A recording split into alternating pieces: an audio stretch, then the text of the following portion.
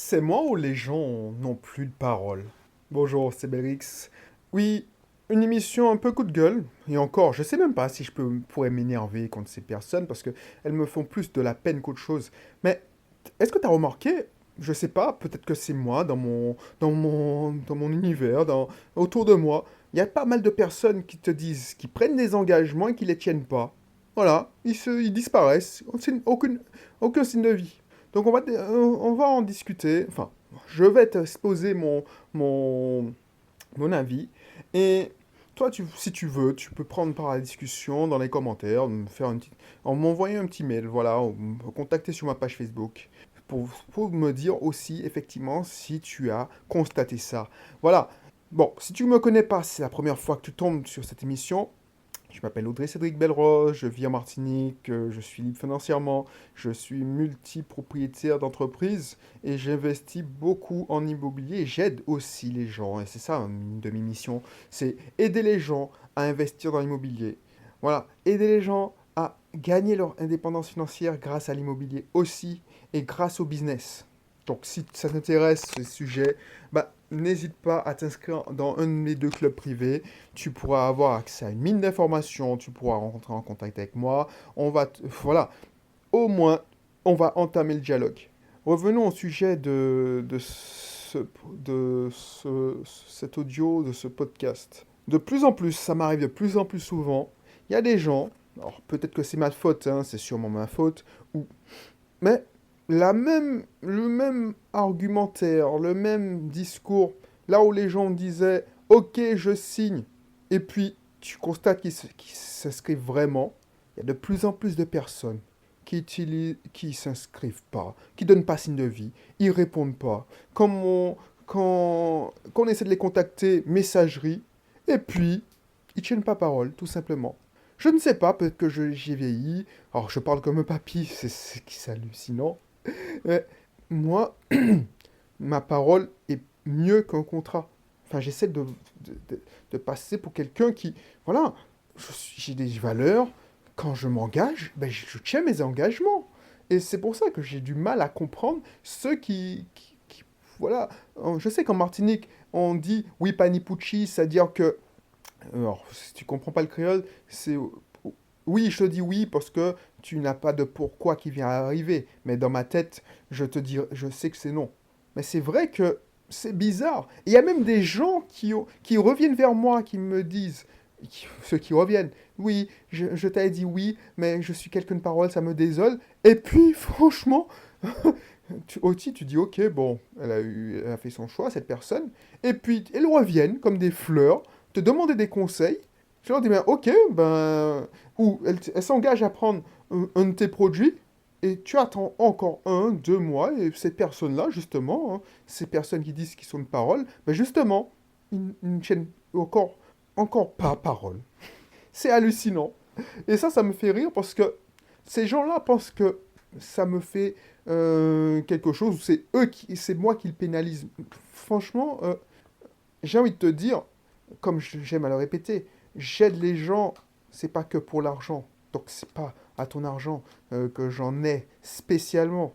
C'est-à-dire que, effectivement, toi, tu as l'impression que tu as économisé, voilà, tu fais le dos rond, tu prends ça comme excuse, tu as peur. Ouais. Alors, c'est ma faute si j'arrive pas à te faire surmonter cette peur, peut-être, ou te donner les bons arguments pour réfléchir. Et encore, c'est ton mode de fonctionnement. Le problème, c'est que si tu m'as dit oui, bah, je t'ai jamais demandé de me dire oui. Donc, une fois que tu as dit oui, moi, je te crois. Je crois en l'être humain. Et je me dis, ok, excuse-moi, excuse-moi. Donc, du coup, quand tu reviens et tu me dis non, je comprends pas. Et toi, tu penses que tu me pénalises ou tu te dis, bon, de toute façon, je te convainc que tu as toujours des bonnes excuses. Hein. Tu vas te trouver la bonne excuse. C'est pas le moment, c'est pas le bon moment. Je pourrais me débrouiller tout seul. Bah, souviens-toi pourquoi tu es venu à moi.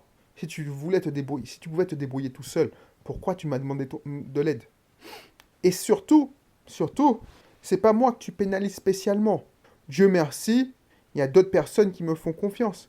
C'est toi que tu pénalises. C'est ça que j'ai envie de te dire. Pourquoi? Pourquoi? Parce que pendant ce temps, c'est ton projet qui va pas évoluer. C'est ta vie qui va pas évoluer positivement. Tu n'auras même pas essayé. Vivras dans un fantasme. Les choses arrivent deux fois. Deux fois dans ta tête. Tu as l'intention d'acheter un appartement, par contre. Mais tant que tu fais pas, tu n'entres pas, prends pas des actions pour justement acheter un appartement, il se passe rien. Et si tu te dis, bon, j'ai pas besoin de son aide, il est très bien. Mais fais gaffe, parce que la somme que je te demande, bah, tu peux la perdre. euh, tu peux perdre deux fois plus juste en négociant l'appartement.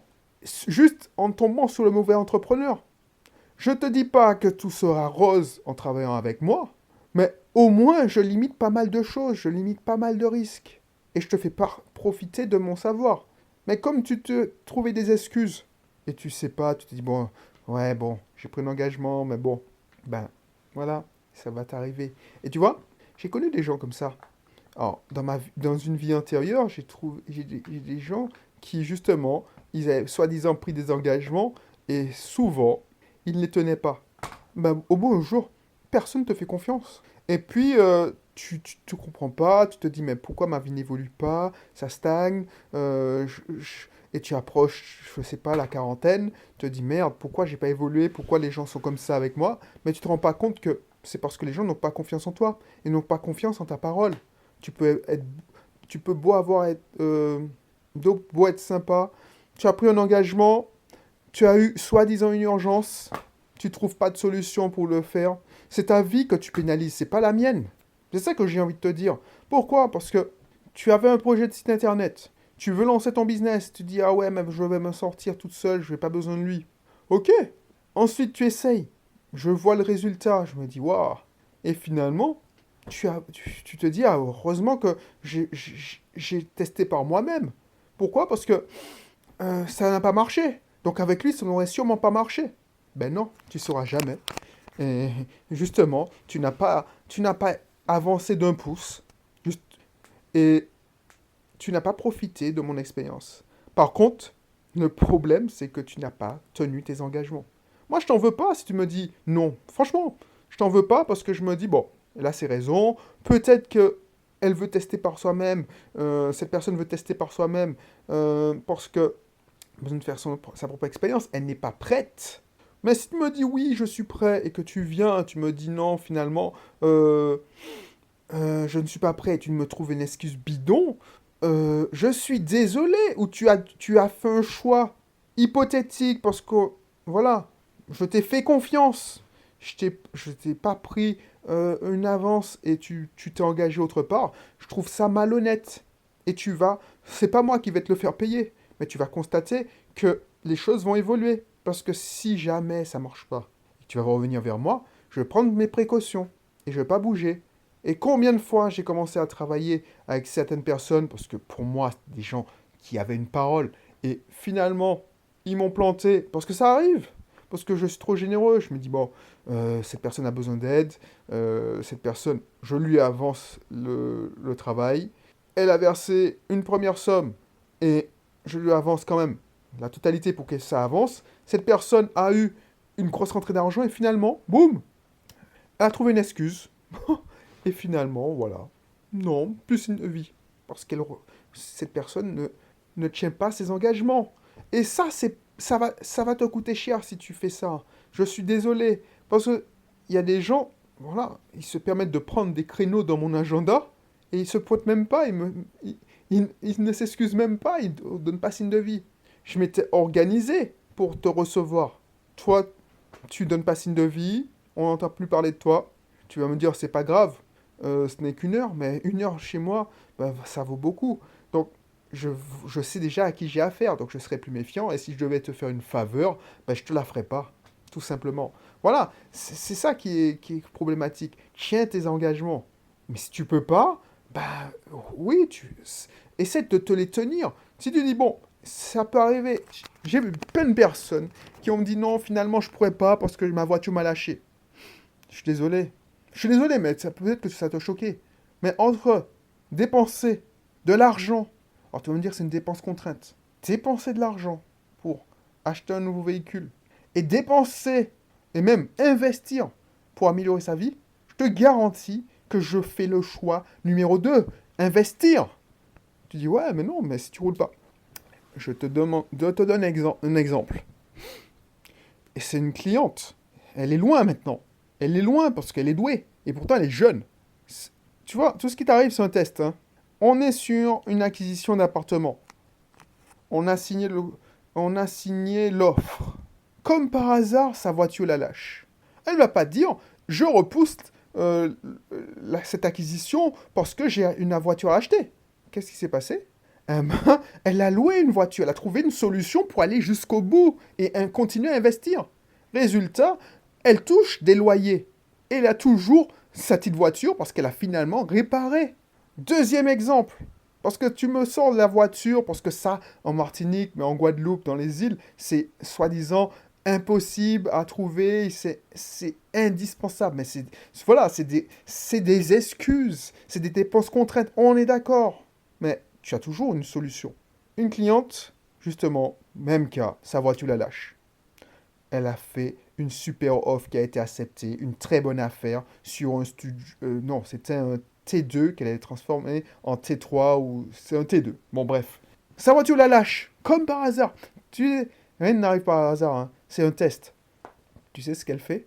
Elle achète une voiture, elle prend un crédit. Son dossier de financement a capoté juste pour ce crédit. Voilà, c'est ça. Elle a fait le choix. Le choix de ne pas investir. Donc, c'est bien la nouvelle voiture, mais sa vie n'avance pas. Ses rêves n'avancent pas. Pourquoi? Parce qu'elle n'a pas essayé de tenir ses engagements. Elle est tombée dans la facilité. Et elle s'est dit, lui, de toute façon, c'est pas... j'aurai le temps de revenir vers lui. Mais tu sais, moi, pendant que... sérieux, cette cliente-là, je veux faire le bilan, ce que j'ai fait depuis que cette cliente a acheté sa voiture. Ou, tiens, un autre client qui m'a dit la même chose et qui n'a pas, justement, tenu ses engagements et qui n'a pas commencé à investir. Oui, j'ai ma voiture qui m'a lâché, ok, je suis patient, tu sais, je suis bienveillant quand même. Donc je te dis, ok, mais finalement, cette bienveillance, en étant patient et en étant bienveillant, je me dis, mais je rends pas service aux gens. C'est-à-dire, parce que, regarde, tu vas comprendre, hein, c'est pas parce que je veux plus devenir bienveillant, c'est que je me dis, peut-être que j'aurais dû insister. Parce que cette cliente-là, ce client-là, depuis 8 mois, il m'a sorti cette excuse.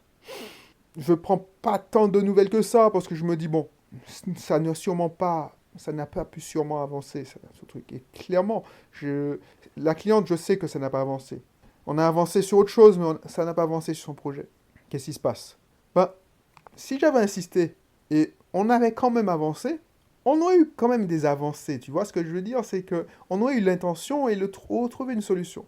Ma cliente qui ne s'est pas laissée déstabiliser et qui a loué un véhicule en attendant, elle est en train de signer son 3e. Alors que je te raconte un truc où c'était son premier investissement.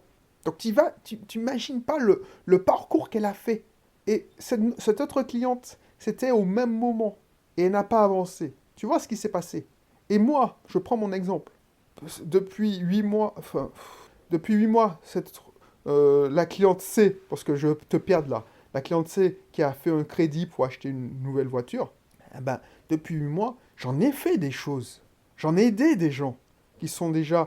Il y a certaines personnes qui sont en cours de travaux, il y a certaines personnes qui ont déjà même loué leur appartement. Enfin, il y a pas mal de choses qui ont avancé pour certaines personnes. Et l'autre, cette cliente C, elle n'a pas avancé d'un pouce. Tu vois? C'est ça c'est pour ça que je te dis, bon, j'aurais pu t'aider à...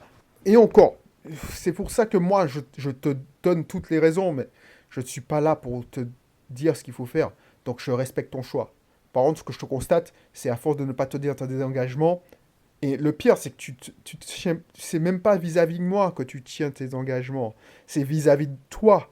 Je te garantis, combien de fois tu as pris des engagements que tu n'as pas su tenir. Rien que quand tu te souhaites les meilleurs vœux, tu te prends des résolutions de bonne année, tu prends des engagements vis-à-vis de toi. Tu penses que ça n'agit pas, te dis, bon, oui, mais bon, c'est que décalé. Non, ça te transforme en état permanent. Et au beau jour, tu te diras, je suis trop vieux pour investir.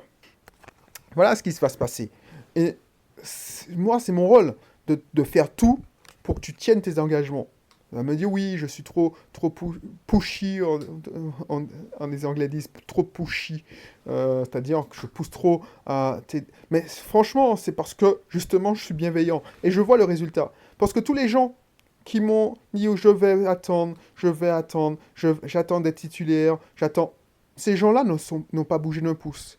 Ou pire, ils ont fait des mauvais choix.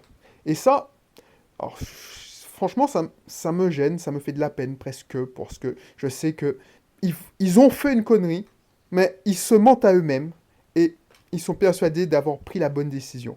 Voilà, je veux pas investir tout ça d'argent sur un accompagnement, alors que j'aurais pu, je passe par un service qui me fait ça à la commission, donc c'est gagnant-gagnant. Il n'y a pas de gagnant-gagnant là.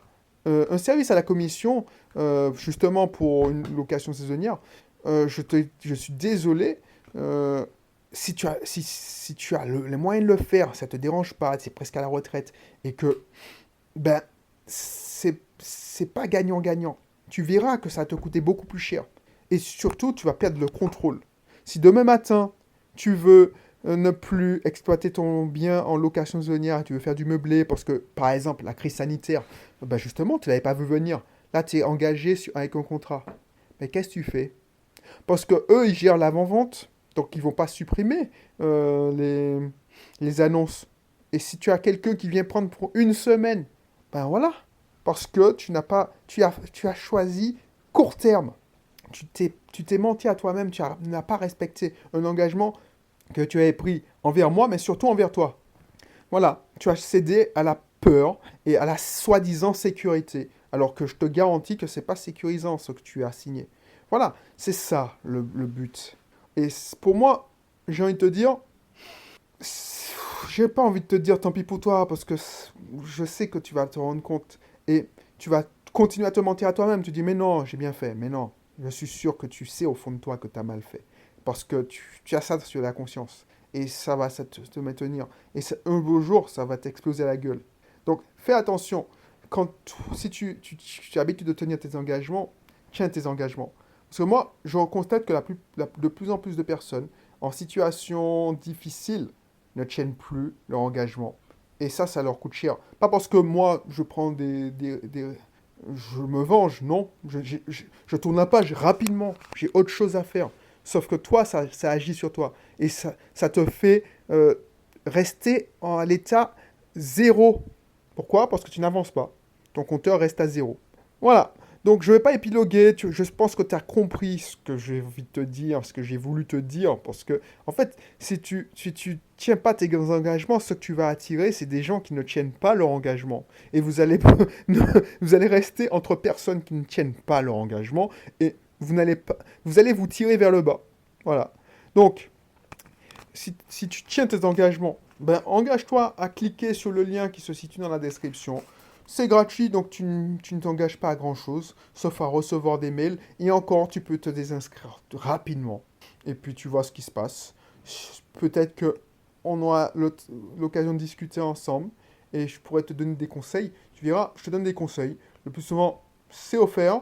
Et puis, je te fais une proposition si je vois que je peux t'aider et te faire aller beaucoup plus vite. Et aller beaucoup plus fort. Après, c'est libre à toi. Voilà. À bientôt. Et puis, on se dit à la prochaine pour un prochain épisode.